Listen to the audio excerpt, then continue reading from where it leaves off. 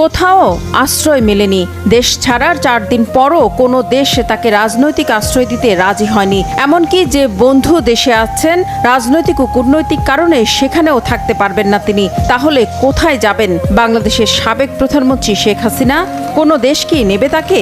শেখ হাসিনার চরম এই সংকট সমাধানে উঠে পড়ে লেগেছে ভারত। দেন দরবার চলছে বিভিন্ন দেশের সাথে। এর মধ্যে যুক্তরাজ্যকে রাজি করাতে দেশটির পররাষ্ট্রমন্ত্রী ডেভিড ল্যামির সাথে আলোচনা করেছেন ভারতের পররাষ্ট্রমন্ত্রী এস জয়শঙ্কর। তাদের আলোচনার বিষয়টি নিশ্চিত করেছেন ভারতের পররাষ্ট্র মন্ত্রণালয়ের মুখপাত্র রণধীর জয়সওয়াল।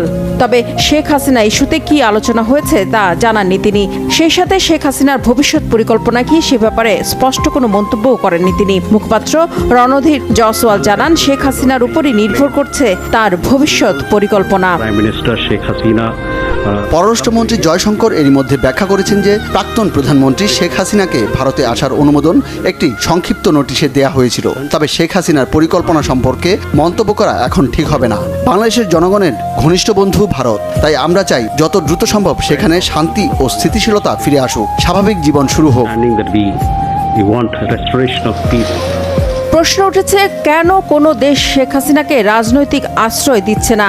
যুক্তরাষ্ট্র এরই মধ্যে শেখ হাসিনার ভিসা বাতিল করেছে। ফিনল্যান্ডের কাছ থেকেও ইতিবাচক কোনো সাড়া মেলেনি। আর যুক্তরাজ্যে রয়েছেন শেখ হাসিনার বোন শেখ রেহেনা ও তার মেয়ে টিউলিপ সিদ্দিক, যিনি ব্রিটেনের ক্ষমতাসীন লেবার পার্টির পার্লামেন্টারি সেক্রেটারি পদে আছেন। তারপরও এখনও যুক্তরাজ্যে যাওয়ার অনুমতি মেলেনি শেখ হাসিনার। ব্রিটিশ সরকার বলছে, শেখ হাসিনার যুক্তরাজ্যে রাজনৈতিক আশ্রয় পাওয়ার ক্ষেত্রে কৌশলগত বাধা আছে, আর সেটা যুক্তরাজ্যের অভিবাসন আইন ঘিরে। যুক্তরাজ্যের অভিবাসন আইন অনুযায়ী আশ্রয় বা সাময়িক আশ্রয়ের জন্য কাউকে যুক্তরাজ্যে ভ্রমণের অনুমতি দেওয়ার কোনো বিধান নেই। এমনকি যুক্তরাজ্যের বাইরে থেকেও কেউ দেশটিতে রাজনৈতিক আশ্রয় চাইতে পারেন না। সেক্ষেত্রে ভিসা নিয়ে যুক্তরাজ্যে যাওয়ার পর সেখানে থাকতে হবে। এরপরই যে কেউ রাজনৈতিক আশ্রয়ের আবেদন করতে পারবেন।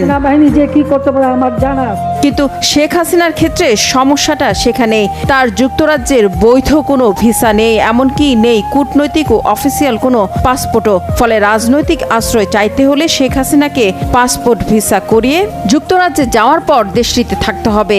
এরপরে তিনি আশ্রয় চাইতে পারবেন। এছাড়া বেলারুশ, সৌদি আরব ও সংযুক্ত আরব আমিরাত সহ বেশ কয়েকটি দেশের নাম শোনা যাচ্ছে যেখানে রাজনৈতিক আশ্রয় পেতে পারেন শেখ হাসিনা। তবে শেষ পর্যন্ত কোন দেশে তিনি আশ্রয় পাচ্ছেন বা আদৌ পাবেন কিনা সেটা এখনো পরিষ্কার নয়। অবশ্য দিল্লি বলে দিয়েছে যতদিন প্রয়োজন তাকে তারা রাখবেন, তবে সেটা স্থায়ী নয়। কারণ তাহলে প্রতিবেশী বাংলাদেশের সাথে ভারতের ব্যাপক রাজনৈতিক ও কূটনৈতিক সংকট দেখা দেবে। এতে চরম বিপাকে পড়বে ভারত।